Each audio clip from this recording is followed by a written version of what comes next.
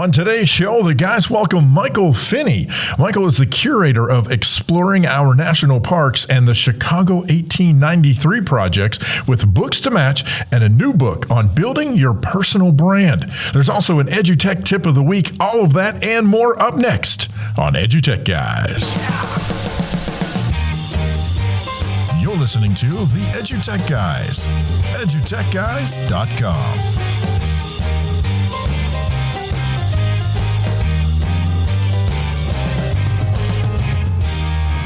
Hello and welcome to EduTech Guys. I'm David Henderson. Hey, I'm Jeff Madlow. Yeah, welcome to the show. Thank you so much for tuning in, downloading, joining us today. We appreciate it so much. Yeah, we hope you're having a great day, had a great week, had a great month, and your pandemic year, round 5, is going well. And we hope you're out there getting your booster shots, your vaccines, and all that kind of good stuff so we can all get back together and spend money and go broke at Christmas. Booster shots? I thought it was booster seats. Oh, no, I got a booster seat, too. That explains so much. I got the Moderna booster seat. I was like, yeah, I'm looking for the booster seat for the 275 to 300-pound kids. Sir, that's a car seat. Yes, it is. But anyway, hey, I digress. Check us out on the web. You can go out there and find us at Google. Just type in EduTech Guys, or just go to any of your favorite social media hangouts, and you'll find us. EduTech Guys. So, Facebook.com, Instagram, Graham the Inst, Tears for Fears. We're on their website. I have to tell you, when I was a kid, older folks always said, enjoy your youth because you'll be, life's going to speed on by and you'll be older before you know it. And when I first heard Instagram, that's what it was. I was old. I'm an Instagram. Instagram paw. Put it on the web. So on the line. On the line. But, we love making this show and we love visiting with educators and hearing your stories at events across the nation. Help us continue spreading the love by sponsoring either this show or our conference appearances or both. Visit edutechguys.com/sponsors to find out how you can help keep the EduTech Guys train a-rolling and get your name or company in the markets that you might not currently occupy. And if our site is still under construction, just reach out to us. I was going to say, just don't click it today. As I was going through that, I was like, oh, wait, we're revamping the site. So actually, if you just reach out to us on Twitter, at EduTech Guys, as Jeff said, anywhere online, kind of other than edutechguys.com right now. Yeah. You'll be good to go. Yeah, but if you want to, just pull up the old email client and type in contact@edutechguys.com, and that'll get right to both of us. That's right. Eventually. Welcome to the EduTech Guys, where we're constantly working on our tech. We are. We're constantly tearing things down, building it up, tearing it back down again. Hey, this is an effect of an after problem that I have with COVID. It's just called short attention span. Wait, I've had that forever. Yeah. Anyway, I was a squirrel. So anyway, don't forget to visit on the web. And I tell you what, we're going to take a queek. We're going to take a queek. Quack. Did you say queek? I did say queek. So we're going to take a quick break, and we'll be right back with our guest for the day. So stay tuned. You're listening to EduTechGuys.com. Don't just listen to us. Bring us into your district today for cool, exciting, professional development. We'll teach you and your students how to take podcasting to the next level and use it to reach your classroom and to reach the world. Reach out to us on Twitter at EduTechGuys or head over to EduTechGuys.com. Scroll down on the page and fill out the form and we'll be in touch. Bring EduTech Guys to your school. Hey, welcome back to the EduTech Guys. We have a really great guest today. It's a different route for us, I guess you'd say. A different vibe. There we go. And so I'm real excited about it.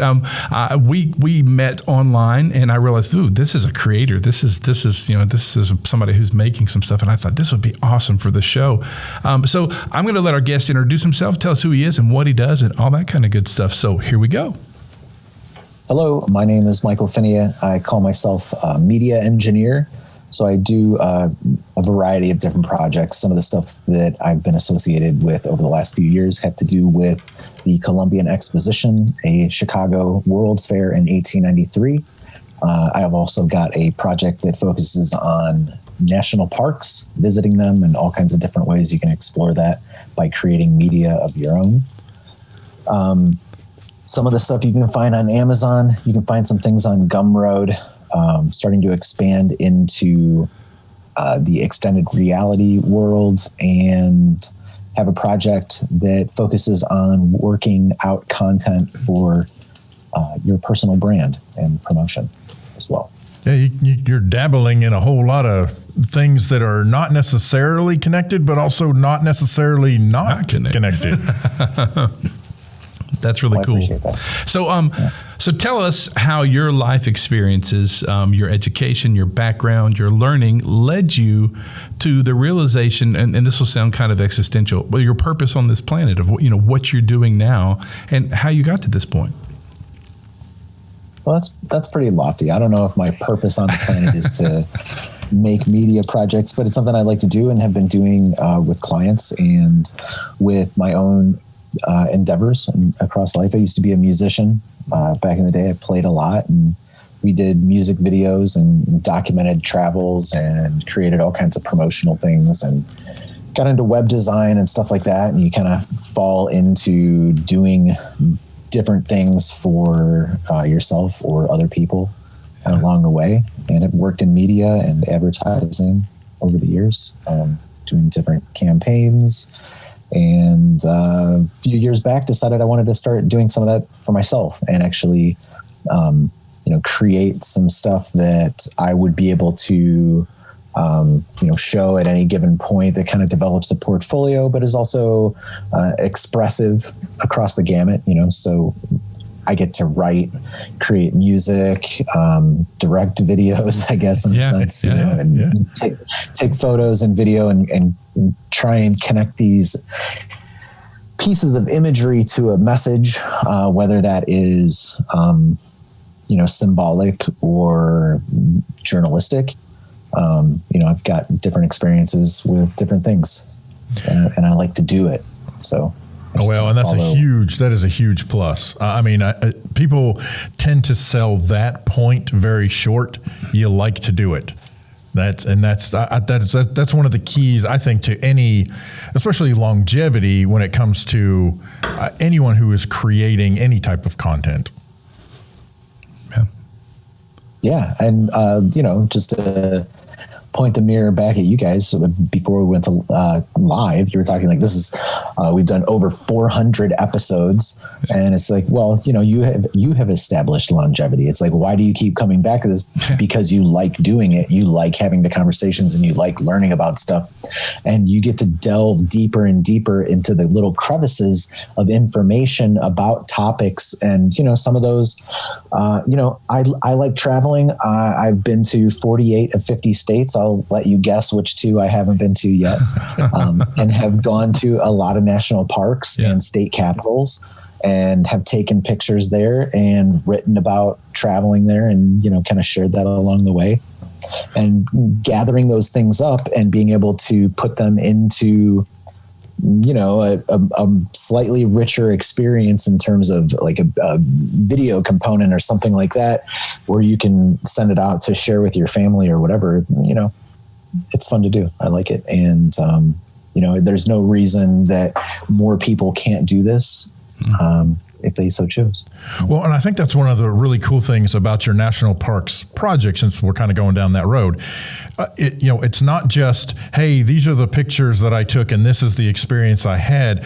I think it's awesome that you are taking your experience, having navigated through so many of our national parks, and putting the power of the individual storytelling into other people's hands through their lenses, through their microphones, through whatever means that they are wanting to share their experiences out. And that's what I find too, is with the social media presence that these projects have, people connect to some of these mimetic themes like national parks. And they just kind of find these profiles, or they'll tag me on this stuff like, oh, look at this picture that I took. And it's like, that's amazing. That's better than any of the pictures I took there. Like, I'm glad that you tagged me on this, so that's been really cool. And then obviously to be able to connect with folks like you, for whatever reason, whether it is about like, a Chicago thing. I've done a lot of chats about that. I've talked about national parks and travel a bit. I've done a little bit about content development and obviously like educational technology, finding content, sourcing content as vehicles for learning, regardless of whatever the technology is, I think is, maybe a bottleneck in a lot of different fields too. Yeah, absolutely. Well, that brings me to, so your use of photography and video and music, well, heck, the entire gamut of media in your projects, that's really amazing. Can you kind of tell the educators and the other listeners that are listening about the importance and effect of each one of those, and individually, like how you like to use them and how you think of them going into it, and maybe the combination of like when you combine things, you realize, what this needs a good soundtrack behind it, or this needs nothing. It's a great photo. It doesn't need to be a video. Could you discuss 100%. That a little bit? Yeah, for sure. I taught music lessons for years and years as a musician. And my first lessons with students were always, we wrapped up on the C major scale, but getting to the C major scale was always this very smorgasbord kind of effect of like, let's talk a little bit about history. Let's talk a little bit about language. Let's talk a little bit about the physics of sound. And then we finally get to this last lesson where it's like, okay, now you're playing, but you have all this context. And I think that regardless of where you come from, whether it's like a writing background or a music creation background, or you're an illustrator or you're something else in the visual arts, you can always use that as a bouncing point to say like, okay, well, how can I look at what I'm doing here and add context through the lens of history, or what other creators were making when this style was coming up, or, why did this thing get created? There are many technologies that lead to new art. And that I think is particularly right now with like the extended reality world, when you're watching all of these new lenses and then all of these new kind of modules of hardware and software get baked into our smartphones. And then when we're looking at, not too far around the corner, what are like, light field arrays. That stuff is really wild. So I think that like, how we're going to interface with information, whether it is entertaining or educational or whatever, we need to be able to transmit our messages into those mechanisms. That's going to become important. So I don't feel locked into like, this thing is a book. Well, it's only a book because that was the fastest and easiest thing that I could like mentally package, right. Sure. At that point in time after I'd done this thread in 2018, right? And it was like, well, okay, I've posted 125 pictures over the last 125 days of the 125th anniversary of this event. Can I turn it into a book as a challenge? Yeah, I can. And I did. Now, what else? What's next? Yes. So that's just kind of like you continually cycle through these ideas and, transmute your lead into gold, as it were. That's one of our biggest deals. We like to help teachers and educators and students find their voice and then find that platform that's best for them. And that's exactly what you're talking about. And technology has come so far. I too am a musician. I was a band director for 15 years, and I still play upright bass for symphonies and jazz work. And so awesome. I keep busy. But what's really interesting about that is that I remember back in the 90s doing marching band, we were just starting to put electronics and stuff on the field because the technology got to the point where we could use it. And now you don't see a marching band without full sound systems and wireless microphones and LED panels and the whole bit. And I think that's really interesting. And what's really kind of sad is that a large percentage of educators in schools across the country have yet to embrace technology that's even decades old at this point. Mm-hmm. And the kids are way ahead of it. We were talking before the show about Discord and things like that. The kids I love it. They're way ahead of it. And we think about Twitch and Discord, and I know some drummers that have LED lights under their drums, and they have 5 cameras, and they do some amazing stuff on these things, and their expressiveness is so amazing. And I love how you how that's what you're getting into. So let's talk about that. Let's bring in your latest book, and let's talk about this new form platform, and also your newest book, How to Create a Personal Brand in 10 Steps. And that's just the initial title. But let's tell the listeners why you realized you needed to write that book, because that was the quickest way to get it out. And I'm sure you have other formats also out there.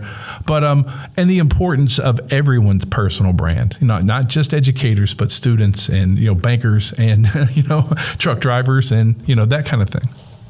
Well, let's look at, say, the trend of the way things have been going. So like 20 years ago, maybe the term personal brand was like a very novel thing, right? I think the first time I ever heard that term used, that phrase used, was like in reference to Jennifer Lopez, actually, and kind of what she was doing. So when I think about her, I don't necessarily have any one particular product or service that I associate with her, right? And you couldn't even really say that she has exclusively existed within one entertainment field. She started as a dancer, moved into music, has gone into acting. So in that sense, like, she's been very versatile, and her brand has grown to encompass all of these different facets. Now, fast forward to today, where we are in a world where social media,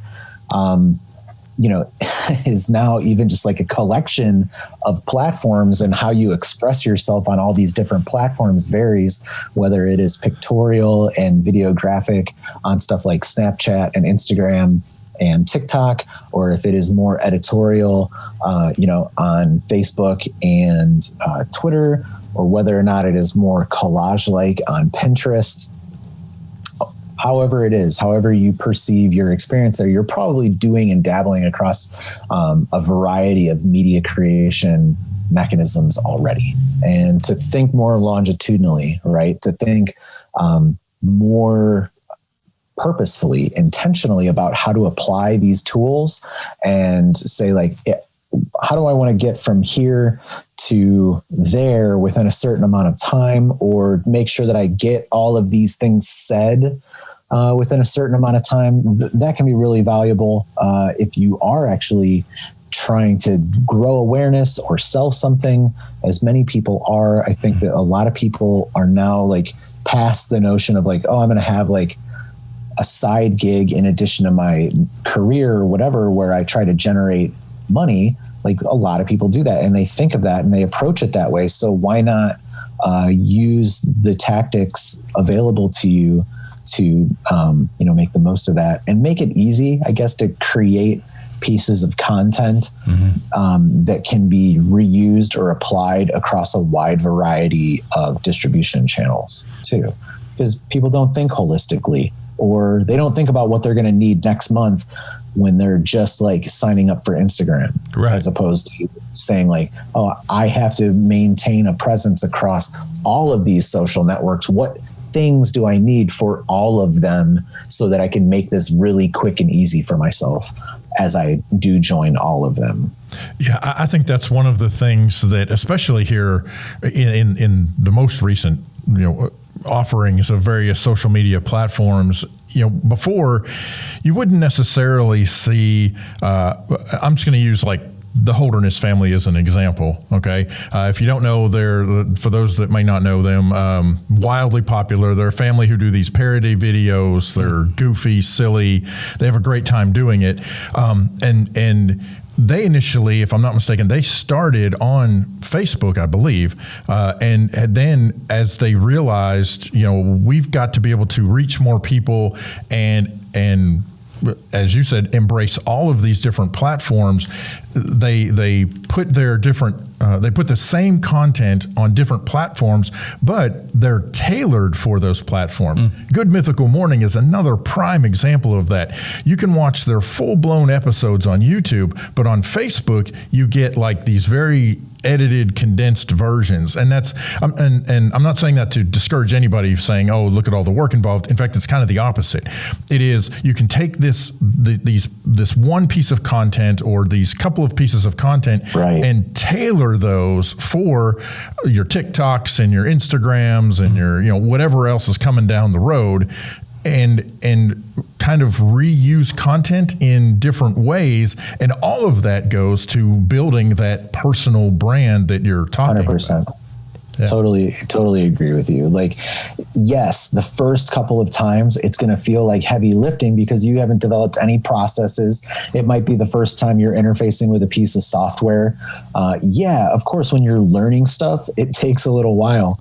But hopefully you fall in line with processes that are A, easy for you to make sense of and implement, and then B, work for you to connect with people too, you know. So it's a process of elimination. There might be some things that are just not interesting or compelling for you to do. Like, I'm not really like a streamer, you know what I mean? Like, I don't really do like a lot of like hanging out, talking into the camera. That's not really my speed. But at the same time, you know, that doesn't mean that I don't watch some of that when it's applicable. Oh yeah, absolutely. Well, and I think that's where you find resources like various, you know, how-to videos or things like your book, where it's, you know, how to do this in 10 steps. And it's not like, at least from my perspective, it's not one of those, here's the 10 steps and you're one and done. It's, here are the 10 steps, but you can, you know, depending on what comes next or as each person is evolving their personal brand, you come back and you revisit it and you go, oh wait, I through all of this, I didn't necessarily need, you know, the sixth thing you talked about, but now I kind of do. So I, you know, go back and revisit it. Or even if you used all 10 steps, then as you grow and as you mature, you kind of revisit those. At least I would anyway. I would revisit those and see, okay, am I still on this track? Are these things still working? And then if not, okay, where do I need to tweak some things in order to help improve my brand image? So, Michael, do you go through that kind of stuff? That's what I was going to ask. I figured you're about to address that. Go ahead. Sorry. No, go ahead. You go ahead first. Well, that's what I was going to ask. When you talk about the 10 steps, you talk about, you know, re-engagement and, you know, figuring out your actual hot topic. Because, you know, some of us go into it thinking, I'm going to do this, and we're unaware of the fact that we have followers, but they're following us for something completely different. You know, yeah, you know, and they helped us find our niche. We didn't know what it was. We got into it. We thought it was something else. Yeah. Yeah. See, that's a path to discovery too. So like part of that program is applying the ideas to something new that is kind of like an extension. So all of those things, I've done that for me, right? Now, can I do those things for the Chicago Columbian Exposition or national parks? Can I do all of these things to promote this brand itself too, to be completely meta, you know? So like applying the lessons within the book to promote the book itself. Well, I mean, here we are talking on this podcast recording. Inside of that book, there is a chapter about podcast and audio. So yeah, you know, there's back and forth feedback across all kinds of channels. Yeah, I think it's totally applicable. It's something that you can jump around in. I am doing some beta viewing with this right now with a few folks. As I might have mentioned before, yes, it is a book right now. It is going to be a video course very soon. It'll be wrapped up just as soon as I possibly can. And then I'll be loading that up on Gumroad. So that will include the book and the videos. If people want to do more intimate, like one-on-one consultation, that'll be available too, to kind of help work through different phases of that program, or on a weekly basis, or however, you know, it really makes sense for people. Because I know that everybody's on different timetables.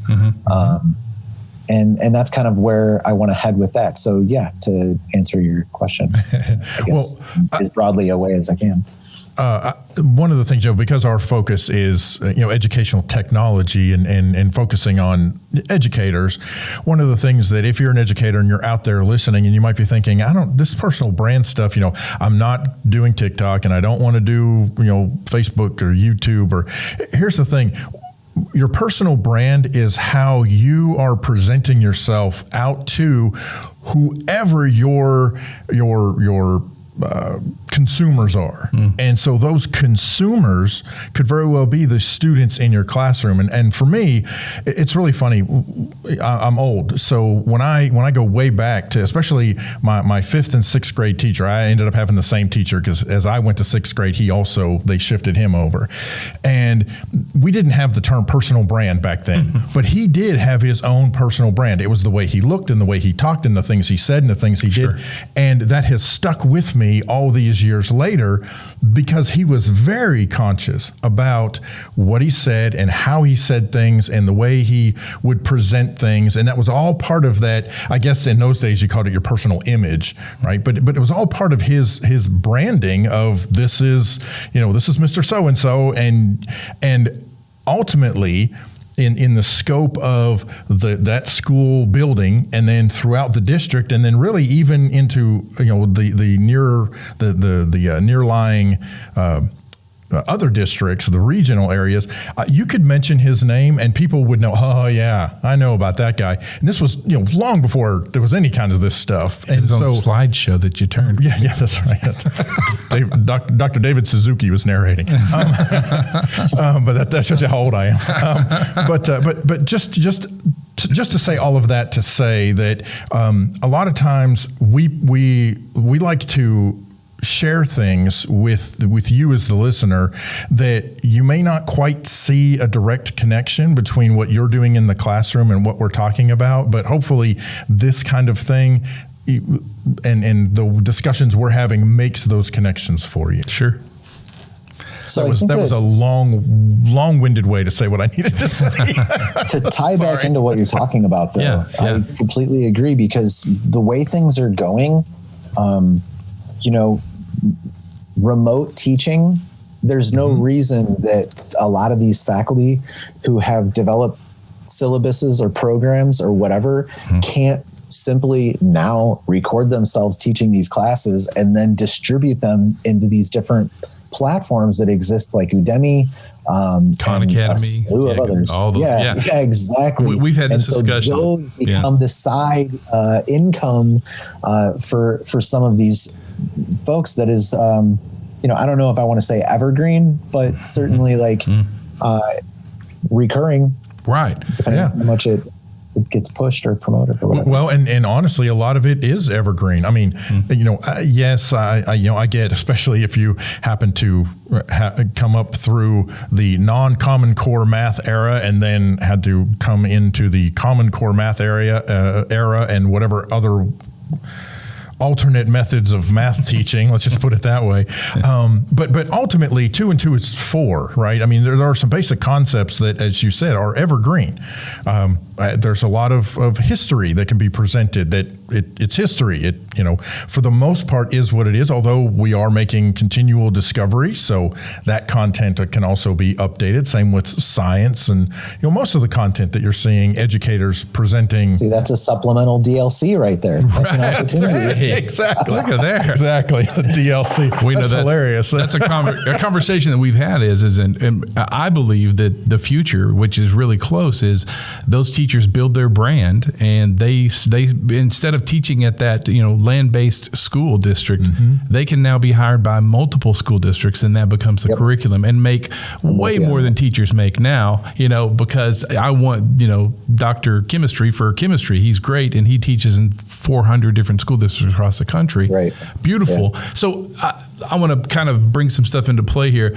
So let's talk about, this book, did you use what you learned from sorry, my brain went blank, the Chicago project and your other book as some data, to use that funny word, about how personal branding works and what you learned from promoting those and marketing those things?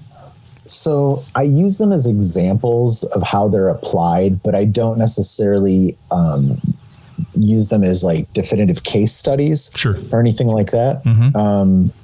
Though I do provide a case study using the exposition, it's not really about like data related to it. It's really just kind of like tying together, look, this is a presentation about how all of these things connect, and here's an example of it. Look, you could literally see this thing up on Amazon right now. you could follow this project on Facebook or Twitter. This is a real entity. You can emulate this practice. You can write down simple things like this, develop press releases, use that copy and break it up into those small little bits for social media and all kinds of different things. And basically, like, there is that. But in the sense of, like, am I showing like hard data on like this will result in such and such sales from your funnel? No, because, you know, that would just be snake oil salesmanship. I feel like I think that, like, anybody that's promising you like something like that is probably not reliable. I think that, like, everybody knows like what good click-through rates are for pay-per-click and everything at this point in time, and like they're dirt low. So like you know you're going to pay for advertising if you want that. Sure. This is really about like the content generation, and obviously it's not about like developing an agency, though. If you can follow through with all of these practices, I mean, in a sense, you will know what to evaluate an agency you might want to hire. At the end of this, you could say like, okay, well, I know how much effort this all took me. So if I wanted somebody to do this for me on a regular basis, Sure. I can expect it to take this amount of time. Am I willing to pay such and such budget for that? You know, those are fair things to assess at the end of all this. And I think that's valuable information to have. Everybody is a publisher at this point in time, whether they like it or not. If you are on social media, you are a publisher, you are creating content, and you are trying to harvest attention. So, you know, you can either get out in front of that, or you can act like, you know, you're not part of that machine or whatever, but, you know, we know better. Right. Yeah. Like you said, if you're out there doing it, you're out there doing it, whether you think you are or not. So this is another question. So for the last few years, I've told several students who I find good at a lot of media, whether it's video, graphics, the whole bit. I've told them, I said, you know, you can go, we're in a small town of 10,000 people in Southwest Arkansas, but there's still auto parts stores, and there's a local hardware store, and there's, you know, 52 beauty parlors and, you know, things like that. But I believe there's a place for kids to cut their teeth. And where do you see that lying in your book, preparing those kids to learn how to build their personal brand, the business strategy they can learn from that, just like you were just talking about? Do you see that to me, that becomes the small town auto shade mechanic, the shade tree mechanic kind of thing of media consultant and media provider? Don't you see that building on itself as we move? Because, you know, we have these big influencers on Instagram that do the Nike shoes and the Adidas, but what about the local the Instagram influencers? Kids are always going to be ahead. Okay. Right. So like, they're not going to be thinking like, how do I build my personal brand? They're just going to be popular for doing goofy stuff with their friends on the internet, using technology that like is out of they're going to use the platforms that are out of the sight of their parents. And it's always going to happen that way. Every 5 to 10 years, like, kids are going to like a completely different platform because their parents are not there. That's going to happen. Eventually, maybe there'll be like some retro movement where people go back to Facebook. Kids are ironically using Facebook, even though their parents are there, just because they think that that's like wearing bell bottoms or something. I don't know, but that seems viable. But in the sense that like where they're going to be doing like all their kid stuff and rebellious stuff, they're always going to do it like wherever their parents are not hanging out. So that in and of itself, like, they're always not going to care about being buttoned up and like looking clean and proper for their like their longevity of their personal brand is not going to be like at the forefront. So like, that's good, because that means that they're going to like break forms and create new aesthetics, and that's always fun to watch. Like, I don't want to try and shoehorn that into like some 10-step personal brand thing. That seems heinous and criminal to me. Well, you heard it here first, folks. MySpace and GeoCities coming back. Wow. AOL. AOL. There you go. The communities. That's right. Although those are what we're dealing with now are just literal, you know, evolutions of absolutely. So I mean, that's Well, Michael, so I'm going to throw some more education stuff in there. We like to keep our teachers happy, but one of our biggest things about podcasting, we do several workshops when we travel to conferences about building podcasts and the writing aspect of it and the creative aspect of it. And you mind talking about your influences and your educational motivators that, did you ever think you would write a book? I mean, was that ever in your plan? And talk about that, because that's a scary. Some people think, I couldn't write a book because I'm terrible at grammar. I'm terrible at the English language. Well, let's say I'm sure that all of my books have some typos in them, and they probably need a second edition to clean some of that stuff up. I'm not gonna lie. Perfect. And you know what? I don't really care. Like, that's not really the critical part for me. Making sure that I'm grammatically correct all the time. Sorry, English teachers. Like, that's great if that's what you want to do. That's not really my speed. Like, I want everything to get cleaned up over time, but like right now, okay, if it has like a comma in the wrong place, like I'm not ashamed about it. Right. Yeah. It'll get dialed in over time. Yeah. That's us. Creative over grammatical. That's where we are all the time. Creative writing over grammatical writing. I get that. So it's, all writing is creative writing. So I think everybody wants to create a book at some point. For me, it was kind of like, this is an opportunity that I have right now. If I put a little bit more energy into this, it'll shape into this thing. Because I had X number of thousands of words and hundreds of pictures and stuff like that. I was like, I think I could make a book out of this, and started laying it out, uncertain that would happen, but it did.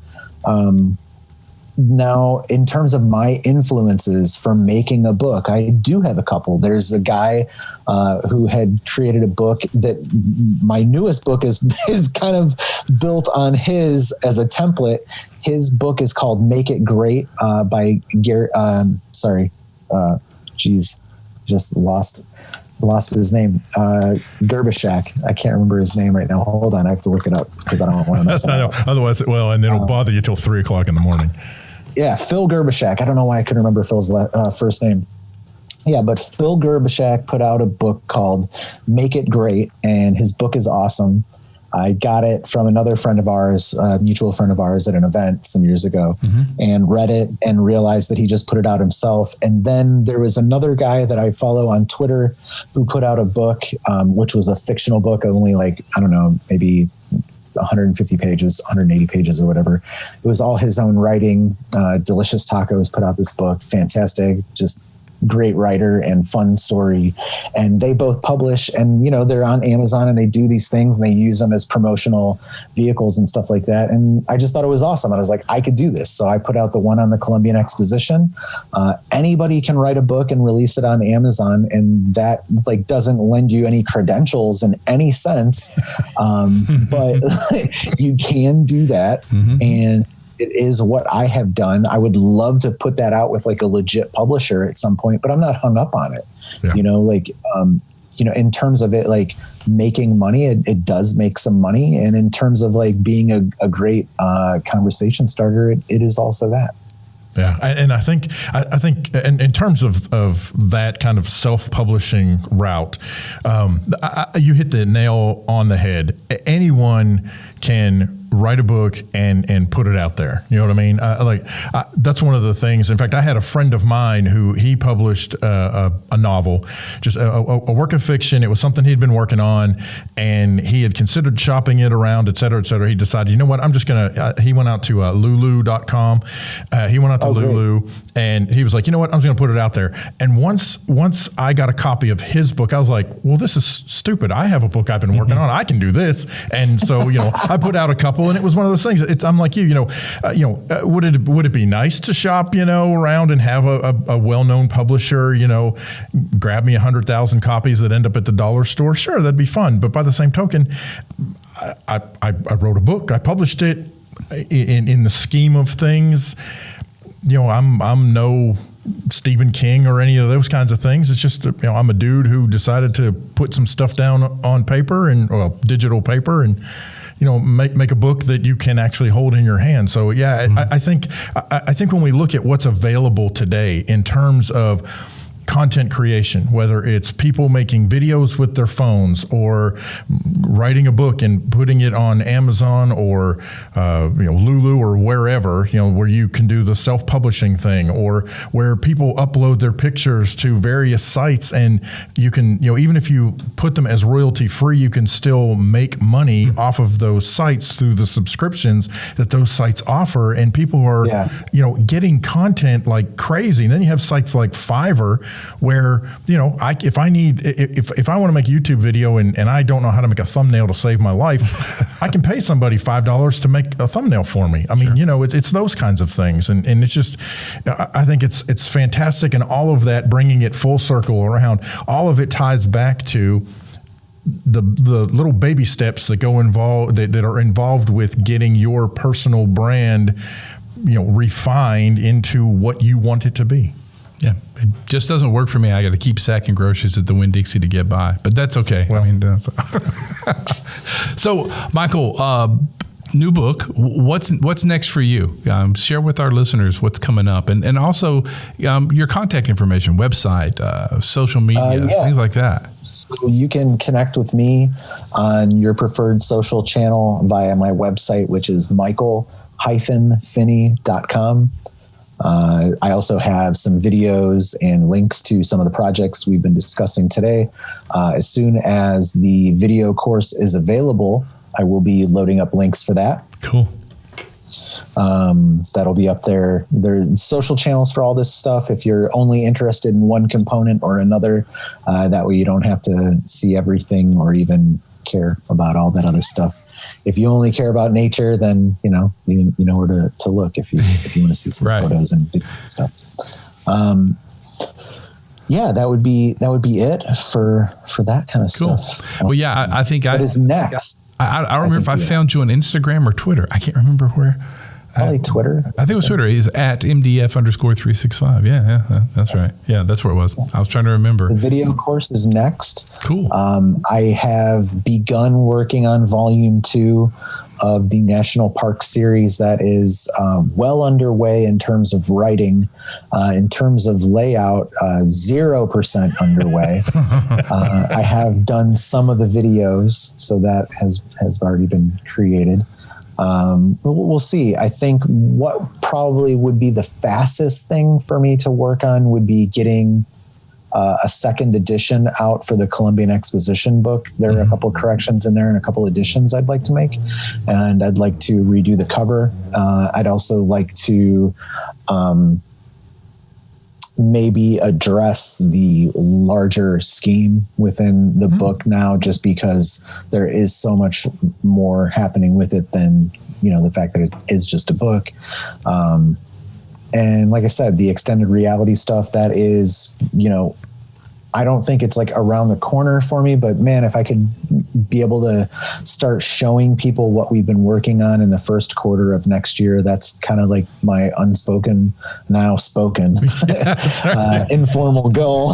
It's out there now, man.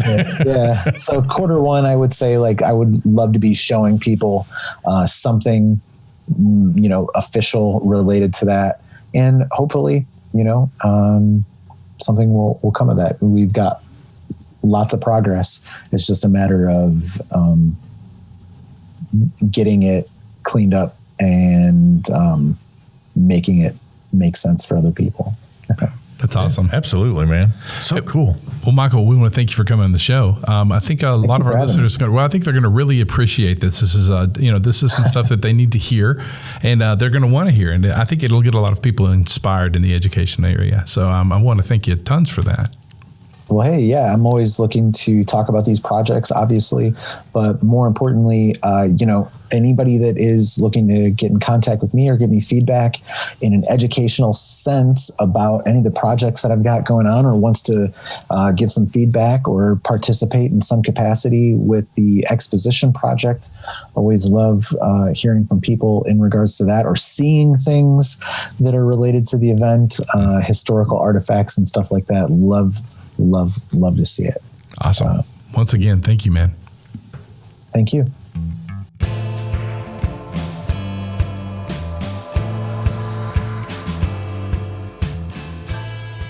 Hey, thank you so much to Michael Finney for sharing all the cool stuff he's got going on. Be sure to check him out online. And now it is time for Boys and Girls, the EduTech Tip of the Week.